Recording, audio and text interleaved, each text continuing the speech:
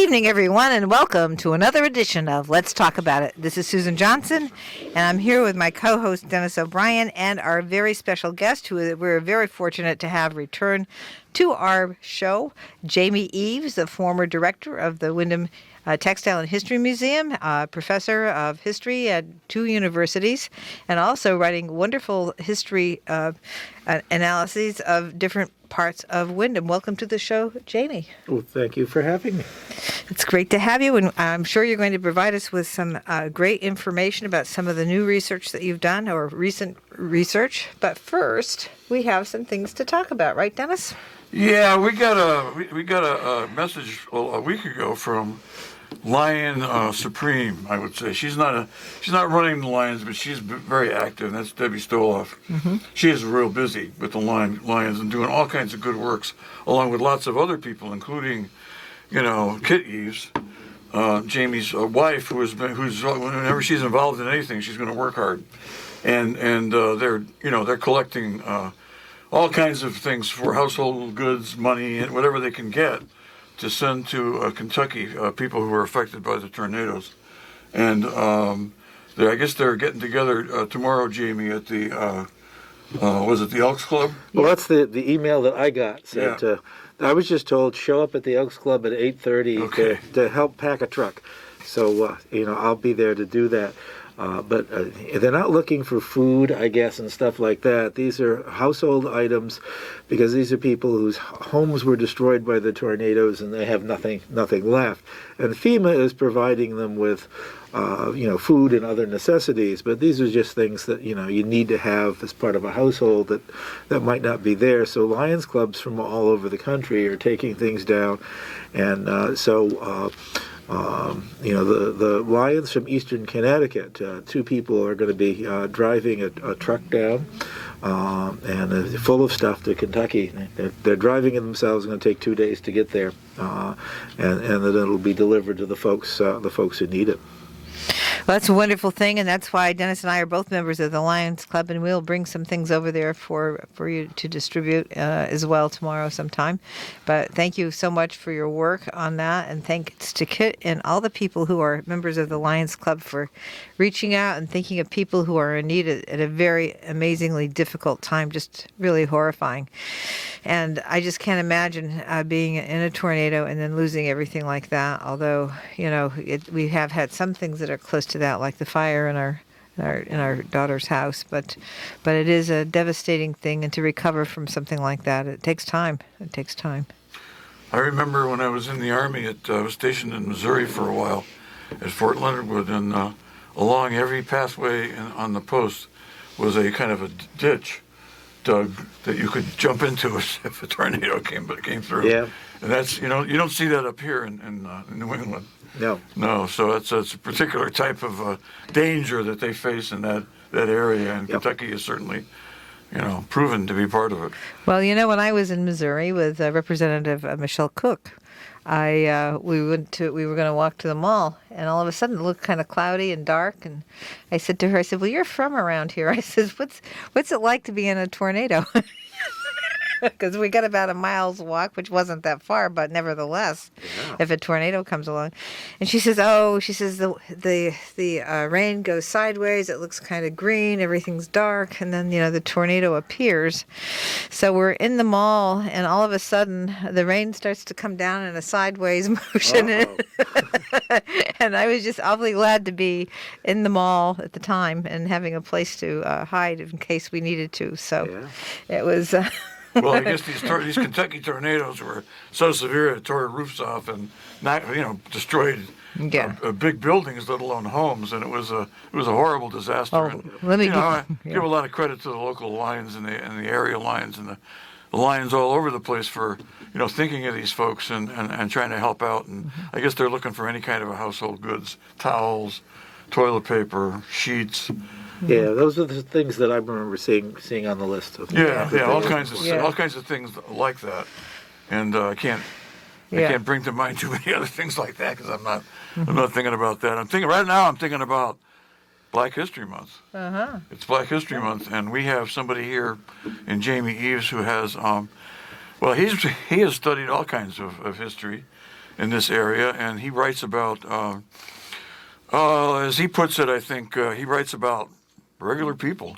I know when we were in school, when I was in school, way back when, we learned about the political leaders, the presidents, and certainly the generals who were, commanded armies who fought in wars. Yep. And and major, there were other. It wasn't just that, but it was pretty limited. It wasn't about the average everyday people like we are. Right. And it was not. And I did a minor in history at UConn, and I did take some courses that were not about generals and presidents and stuff Yep. like that. And so history is just not really just about that. It's about what Right. was life like then for Yeah. for everybody. Historians refer to that kind of history, they call it great man history. Great man history. It's assuming that great men were the only people who were important in history. It's really boring, great man history. I don't know why anybody's interested in it. Well, But it's not the kind of history that I'm most interested in. So, I've become interested in local history since I've been living here. I've been the one of the two town historians for several years now, and so it's the history of the community and the people in the community, and that's all sorts of different kinds of people. And a few years ago, I was teaching a class at what's now the University of St. Joseph. It was called St. Joseph College. It's in West Hartford. Yep. They asked me to teach a course in Black history, which they had not offered ever before. So I did. And had a number of African American students who were in the class, and they were wonderful. The whole class was wonderful. We had a great time. And one of the things we were discussing in class one day was that in popular culture, movies, television, books, magazines, Black Americans don't show up until around 1960 or so. Mm-hmm. And we were discussing that, and one of the women in class, who was an older African American woman, great non-traditional student, mm-hmm. She says to make a joke to the class. She says, "Honey, don't you know there weren't no black people before 1960?" Wait a minute, 1947, Jackie Robinson. Yeah, well, at least in my, I started following baseball in 1949. It's the joke that she was making. Well, you're right. I mean, it's absolutely right. So, the point is, I call my recent research Here All Along, because, black people were here as soon as white people were here in Connecticut. Indigenous people, of course, were here long before that. Yeah. But Connecticut had slavery. And it's been studied, and there are a bunch of scholars and journalists who've written about it. I remember, I think maybe it was 1990s, it was a while back, maybe it was a little more recent than that. The Hartford Courant did this great piece of history. I don't normally say things like the Hartford Courant did a great piece of history, but these were wonderful reporters, and they did this thing. It's called Complicity. It was a multi-part thing called Complicity, and it's about how, here in New England, people were complicit in slavery. The slave trade, a lot of it ran out of Newport, Rhode Island. And so it's part of, the history here as well. Sure. And, then I found out after that one of the first two non-indigenous people to come to Windham, they're essentially the founders of the town of Windham, was an English political refugee and a man that he had enslaved. And so I've read things where people say about, the Englishman is he built the first house in Windham. No, I don't think he actually built the first house in Windham. I think Joe Guinea, the enslaved man, built the first house in Windham. And I think that he needs to be pointed out. And in reading, and researching about it, there was for the I guess it would have been the 200th anniversary of the founding of Windham, 1700s, 1800s, 200th anniversary of the founding of Windham in the 1890s. Big celebration on Windham Green. with lots of speakers, and they invited a woman. They invited several people who were poets to do poetry, and one of them she was a writer. She lived in Scotland, but when she was a kid, Scotland had been part of Windham, so she thought of herself as Windham, and she does this great thing. And in her poem, she's talking about Joe Guinea, and she's chiding her neighbors, because everybody knew in Windham the story of Joe Guinea that was in the oral traditions of the community. And she says, he would have been a founder if he'd been a man too, And she's using sarcasm is what she's doing to say, why don't you people recognize him as being a man and a founder, just like Jonathan Cates has a nice tombstone and has gone down in the history books, and we don't even know where Joe Guinea is buried, and there's no tombstone for him. So it's people like this should be remembered, and so I'm trying to remember them. And as I often do with projects like this, is community history. So I'm inviting the community to help with this. So I've done some presentations, and the next one is going to be I'm doing the Zoom presentation as a fundraiser for the Mill Museum. It's going to be Saturday the 19th, 7 o'clock. Because it's a fundraiser, there's a fee, but you can get tickets by going on the Mill Museum's website, which is www.millmuseum.org, and you can find them there. But I'm also writing these up so that people can see them free. I'm doing it on Facebook, so it's Facebook history. But the idea is. This is if this is the history of our community, then our community needs to know what it is, and so everybody deserves to have access to their own history. What time is that again? 7 o'clock. 7 o'clock. All right. That's is on Zoom or? It's a Zoom. Okay. Yeah. So we're still at the Mill Museum, still not wanting to cram a whole lot of people into a small room. Yeah. We agree. And we're hoping soon. I've heard that numbers are maybe starting to trend down, and that would be great. But we're not going to risk anybody at this point. Well, that's so we're doing it on Zoom. I'm glad you brought that up, because I don't want to spend too much time on that, but. Sue's in the legislature, and they spent a lot of time yesterday arguing whether the pandemic was over. And the Republicans are arguing that, and I'm not. It actually made me angry, because some of the Republicans called the Democrats liars when they said that the pandemic is still, a concern. I mean, I'm not a doctor I'm not in any way connected to that field, but based on what I've read. And based on what we've experienced so far, there's been variations. There's been new variations of the disease that pop up, like the Omicron, and who knows whether there'll be another one. So I mean, we have to be careful. And I think it's great to see the trend go down, but it's gone down before. Yep. And I think we have to be careful. And I think you're very wise to take the approach you're taking. Well, it wasn't my decision, but I support it. Yeah. So it's I'm no longer I say the museum. Yeah, I'm no longer the director. So Kira and Chelsea and other people are making these calls. But I think being cautious with the health of our members is a good thing, particularly since a lot of our members are older. Well, I'm just reading in today's paper that they come out every Thursday with the statistics on. I hate to say it, deaths related to COVID, and for the last week it was 136. That's a lot of people that died in the last week, and so I wouldn't just say it's over. I would say that we have to, it's great that things are going down. It's great that we have nice warm weather the last few days, but it's it's not going to stay that way for. But it's coming. Well, yeah, I just want to say that we did make changes in how we are going to analyze utilize science and analyze what to do in case there is an uptick in a new mutation, say, of the COVID virus, and so the determinations will be made by the Public Health Commissioner and the Board of Education Commissioner. They'll work together to determine exactly how we should proceed if there's another uptick. But that process will begin. A lot of the changes will be made in March and in April and at the end of June.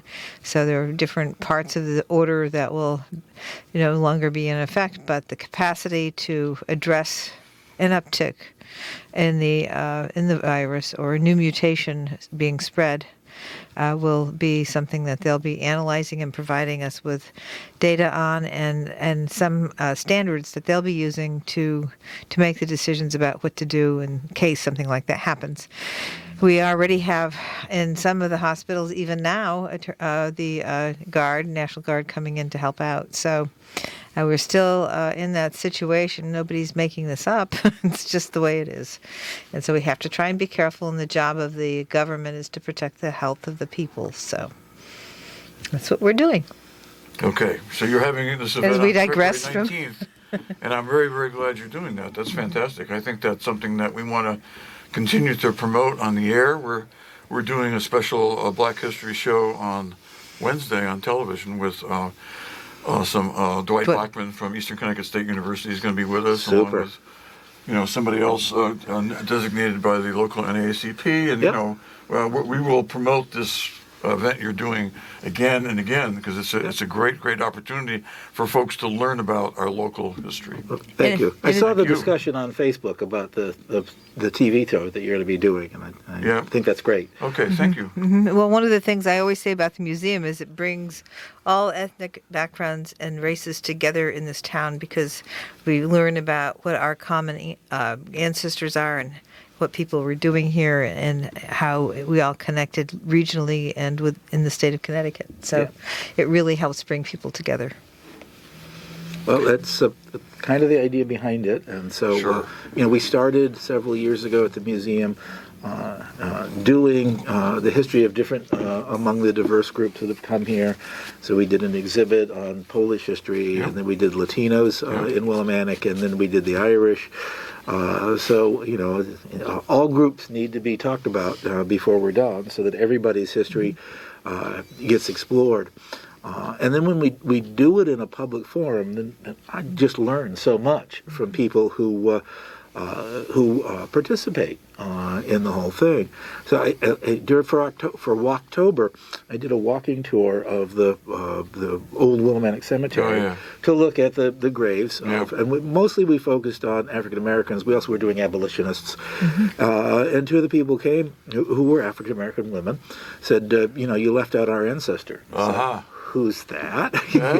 So show me the grave. So it did. Those of us who were left all trooped over to see the grave, and I had not seen something that was right in front of my face. It was a official military, U.S. military headstone from the Civil War. It's a Civil War soldier, and I had been looking for Connecticut soldiers. So when I saw Massachusetts, I walked on, and I didn't look at the unit which is there, and I should have, because it was the Massachusetts 54th. And that's the Glory. That's the one in the movie Glory. Oh, yeah. The first African-American regiment from the Civil War. And this is a guy who was in the 54th, who later on, Mr. Harris, later on in the 19th century, at the end of the century, about 1890, moved his family to Willimantic. And the Harris family is still here. They sure are. Yeah, they've been here ever since. Oh, yeah. And I was so grateful that they showed me the grave that was there, because I had just walked by it and not seen it. Sure, how would you know? And this is the beauty of doing community history, is the community participates and everybody learns from everybody else. And once I learned that you were coming on the show, I always try to do a little preparation, and I did go on Facebook and look at some of your articles. And one of the things I think you pointed out in one of your articles was that putting these articles that you do on Facebook attracts people to contact you with information about people they knew or relatives, and it just snowballs, and it's fantastic. Yeah, I shared one recently it's a Connecticut Genealogy website, and real genealogists watch it. I'm an amateur genealogist, but the real ones do this. And what happened is one of them popped on in. This is wonderful. She did this. She says, that cache of documents you were looking at, you didn't go deep enough into it. And so I looked again, and there were more documents there than I realized were there, including ones that actually answered some real questions that I had. I mean, that's great that people do that. This is how we get to learn things. Sure. Well, you do it by getting the word out. Yep. By teaching and teaching the community, and the community will, in return, sometimes teach you. And the rest of us. Yes, all the time. And the rest of us through you. Okay, Exactly. So yeah, tell us. One of the things that I was really fascinated with is when I saw your work on the Lyman Jackson, and how the Jackson Street was named after Lyman Jackson, who was a quiet, colored or black citizen. Yeah. So this is actually one of the first people I began to research, and it actually goes back to when I first moved to Willimantic, 1988, and I was teaching my son the streets of his new town. He's 5 years old, and we were walking around, and we got to Jackson Street, and he was already into politics at that time, and so he says, "Was this named after Jesse Jackson?" He asked, and I said, "I think that's highly unlikely, because I bet the street has been here a lot longer." And I actually hypothesized it might be named after Andrew Jackson, who had been president, and who's nowhere near as good a person as Jesse Jackson. Correct. But I found out it wasn't, and found this out through local sources. There are people who wrote these things up already, and the records are around, and so the street was named after Lyman Jackson and his family, and it may not just have been him; it may have been the entire family.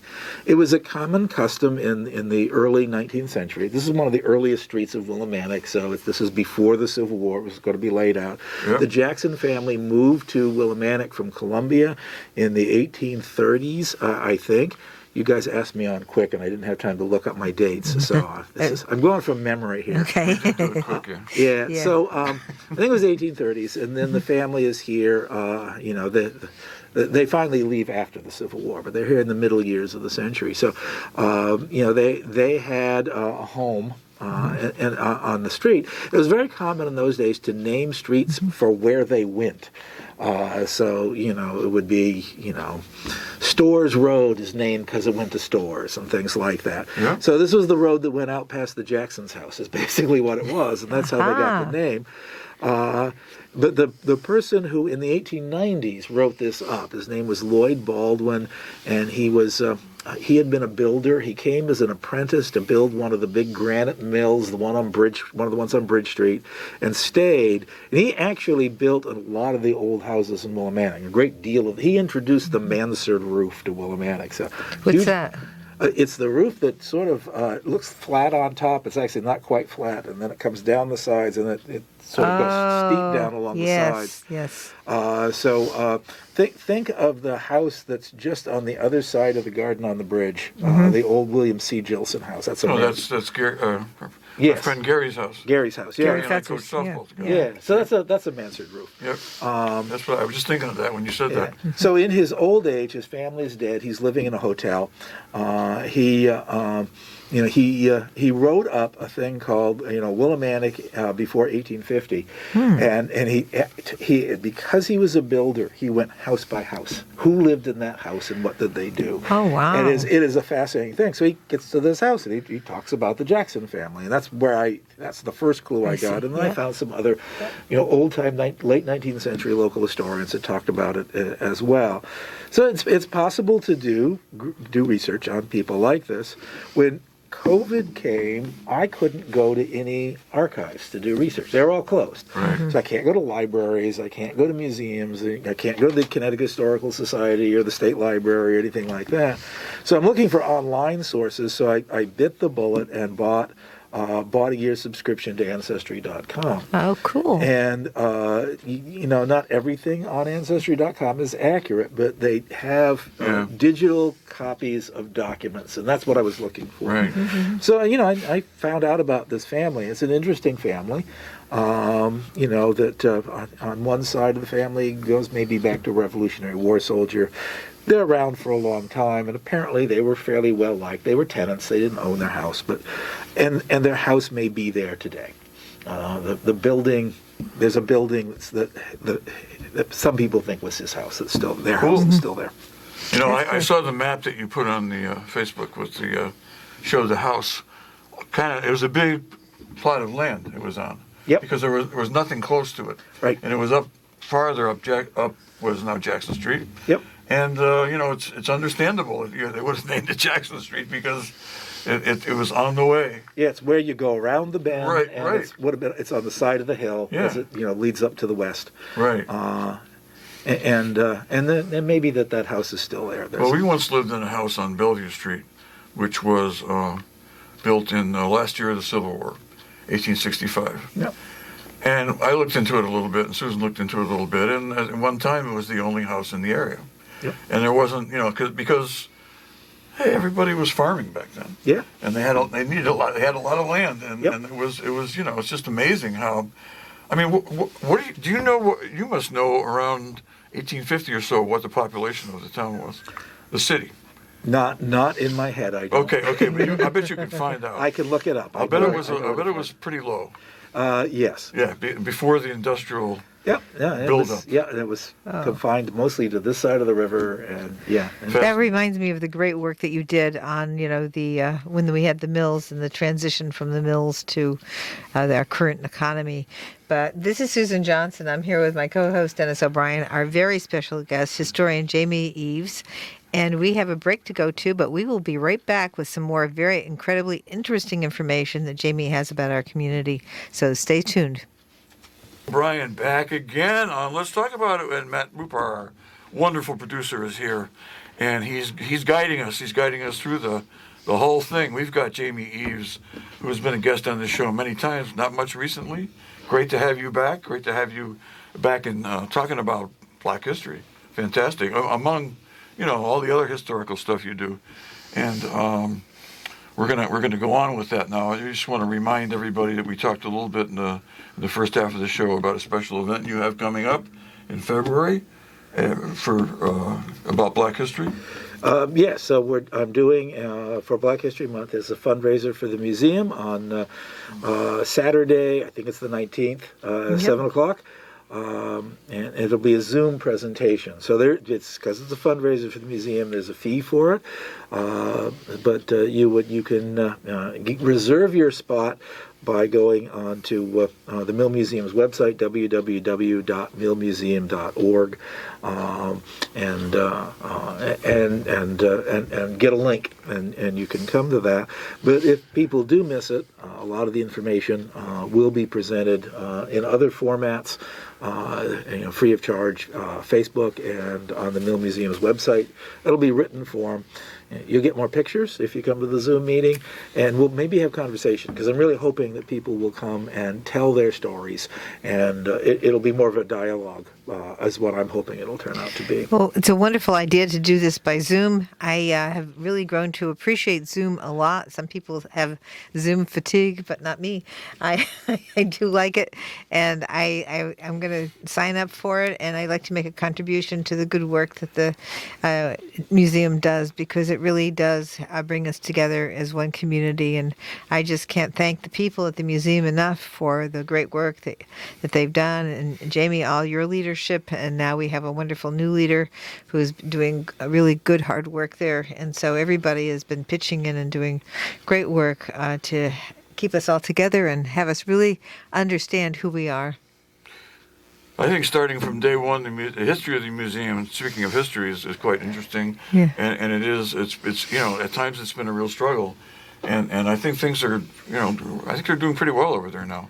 It but has it's been a still struggle. It's not easy. COVID made it really hard. Like all museums in Connecticut, suddenly we had to cancel all of our fundraisers, our in-person fundraisers. We didn't have those, and the museums were actually closed for quite a while under state order in Connecticut. Sure. And because our spaces tend to be small, and so there was a lot of worry about, and we tend to have old buildings without good air circulation in them, so they weren't considered the best places during COVID to be. So we weren't bringing in income, but fortunately, one should do a shout out to the state of Connecticut and the governor in this case, Governor Lamont, and Connecticut Humanities, that essentially, I guess you guys joined the governor in sending a portion of the federal relief monies to Connecticut Humanities to be given to museums in Connecticut, who are among those who really suffered. And there are other businesses that did too, and I hope they also get their help. But we got some grants that got us through COVID So we're open again. The museum is with good people doing good things, and a new exhibit that just opened today on the history of weddings. And I would urge people to go see. And my wife Kit's wedding dress is in the exhibit. Fantastic. My suit that I wore to get married in is long gone, and certainly wouldn't have fit me anymore anyway. Well, I saw it online when I was looking on the website, and it's on Facebook too. Some of the dresses there are just amazing. So I was very, very impressed, and I have to go back and take a look at more of what's on the website, and I'd love to go down and see see the actual dresses in person. That'd be great. Yeah, and it includes the wedding garb of two people who were married in the museum. Oh my goodness! And it was an historic wedding. This is Pat Miller and Barbara Wright. We were there. We were there for that. Yes, yes. So I gather it was actually a civil union ceremony. Yes, it was. What it was, because That's right. the Marriage Equality Act hadn't quite been passed, but right. The pretty close, museum was proud to have taken a role in providing a space for people who were not allowed to get married. It was a wonderful day. Yeah, and so they graciously loaned the clothing that they wore to be part of the wonderful exhibit. So it's nice. there. Very that nice. was great. That's something to really take a look at. And reading about the history of marriage, I think that's a fascinating thing to read about. How we've all organized ourselves. Which is a good thing. We need to be in order. But I want to go back a little bit more to some of this information that you found out about Lyman Jackson and Jackson Street. Okay. So, speaking from memory, so I might have just a general chat, some really. details is the best. wrong. But the Jackson family, and his wife's name was Clarissa Buck, and the Buck family. There's actually more known about the Buck family than the Jackson family. And the Buck family was able to actually trace back to slave days. And we're able to get more things about them. And it turns out I knew that Lyman Jackson's gravestone was there. And I knew it was next to gravestones for people named Buck, but until I did research, I didn't realize that those were his relatives. Right. And that the Bucks that are there, were African American and came to live with the Jacksons when they were older. His older in-laws, his father-in-law and mother-in-law, and his sister-in-law came to live with them. For a while. So it was a pretty big household that would have had, and they had a lot of kids that would have been there. It's a very large household. Lyman Jackson was a cabinet maker, that he would not have worked in the mills. As near as we can determine, African Americans could not get jobs in the mills until maybe the 1960s. Right. That the jobs weren't open to them. At that time. So the work they often did was peripheral work, but important work in the community. Cabinet makers are important.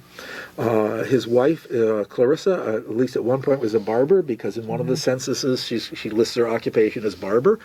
So she was doing that. And almost certainly they did some farming, but, on the side of Prospect Hill, that can't have been great farmland. So they probably, weren't producing big surpluses. It was probably more like a garden for food for themselves. Taking care of themselves. Yeah. My mother lived on a farm when she was a kid. My grandmother too. city. Yeah. Well, everybody's farmed for themselves. Both my grandmothers had pretty big. I mean, they'd have my grandmother in Maine had a huge acreage, and she'd have a gigantic garden for everything. And my grandmother in Connecticut also same thing, although they only lived on about an acre of land, so half that acre was devoted to all her gardening for the food for the whole winter. So, but they grew up through farming culture, and we've lost a lot because we don't do that anymore. And I think that's a big loss. Farming, in my own mind, is something that, people that do that are people who understand a lot about how the environment works, how things work in your house. They know how to make it all work together and feed themselves. And it's something that we need to bring back, I think. Yeah. Well, Lyman Jackson, I wasn't able to trace back to I wasn't able to find his ancestors at all. He is, when he got married to Clarissa, he reported on in the marriage documents that were recorded by the towns. He recorded himself as being from Stonington, but I couldn't find him there. And even though he would have been there for the first census, but the early censuses, the U.S. censuses, don't record everybody's name. They actually don't record most people's. They only record the name of the head of each household. Oh, so interesting. Almost all women are not known by name. Oh my goodness. Children aren't. Servants are not. Enslaved people are not. They're just hatch marks. What the census, which is in the Constitution, the census, and Right. what they were required to do was to count the population for determining representation in Congress, and they had to count enslaved people separately because they counted as only 3/5 of a person. for Right. Determining, Yep. I remember representation. that. Yep. But race was so ingrained in American culture that even though the census takers were not required to record free black people separately, they did. But not the way they recorded whites. For whites, they would had separate categories of gender and age. So we can count how many females, how many children lived in each household. For black families, it's just all lumped together. Hatch marks, that's how many black people lived in the house.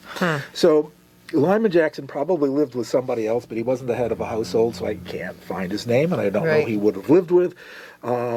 And so I can't be sure, but I do know that the name Jackson is an old name in the New London area that goes way back among African Americans to a family where a man named Jackson came as a slave. He chose his own name, by the way. Trying to remember the first name he chose.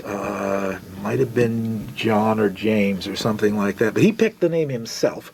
And he was able to free himself and his wife, but he wasn't able to free his children. But this is colonial times. This is early colonial times. Right. So there have been Jacksons in Connecticut, eastern Connecticut, for a long, long time. And it's quite possible that Lyman Jackson is one of their descendants, but if he was, I wasn't able to make a link to show that. Well, this kind of fits in with Pat Wilson Phineas's work that she's doing, and she's going back to the 18th century, where and they have an organization now that's tracing black people who came here as slaves, and then were eventually freed, and were settled in the communities all throughout the state.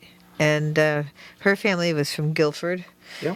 And this is this foundation that's working on these things. So maybe there's a way to connect you with Pat Wilson Phineas and see. Well, that would be great to do. This is really important work to do. Yes. But, doing genealogy for African Americans is especially hard. Yeah. Yes. So, for example, the first U.S. Census in 1790, I was trying to find people that I'm pretty sure were living in Norwich and they were living in Norwich at the time. And the census taker, even for the free male heads of household, the black free male heads of household, he recorded only their first name, not their last name. He put the first name, comma, and then he wrote the word Negro.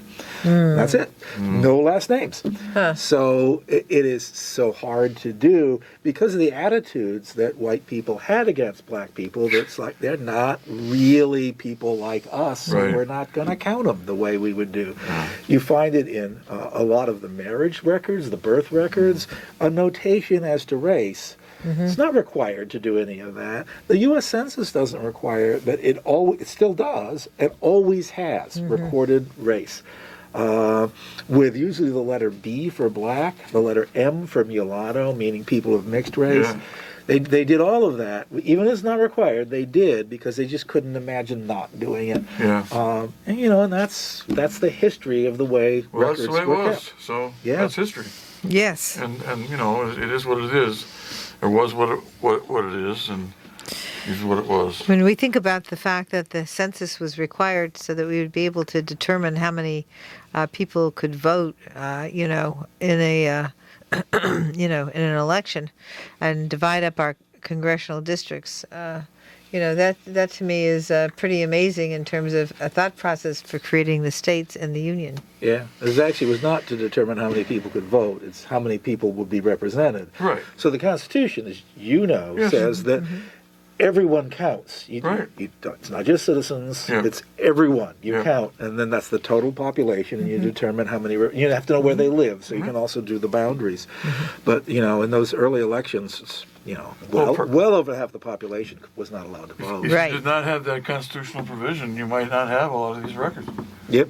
I mean, and I think it's when you consider the difference between today, the times during which we've lived, and those times when the struggle was different. Yep. We all struggle. Everybody struggles. Life is not easy. I'm getting philosophical here, but it isn't. And it's wonderful, but not easy. That's my view. It's amazing that they were doing that kind of thing. I was amazed by your article about the two guys who were veterans of the Revolutionary War. I was excited to find them. That was incredible. So I found them as people in the census. Right. And so they were recorded as black heads of household. One was named Jesse Leeson, the other was Job Leeson. I later found out they were brothers. Yeah. But, all I know is the spare stuff. So this is where Ancestry actually found me the documents that I wanted. They found their military records, because the military keeps records. Yeah. And they were in the Revolutionary Army, not the militia, where you only joined for 3 months. This is not the militia. They were in the Continental Army. They were in the 8th Regiment of the Connecticut Line, and they were throughout the entire war. They joined in 1777. Yeah. They stayed for the whole war. 6 years. So that they would be there.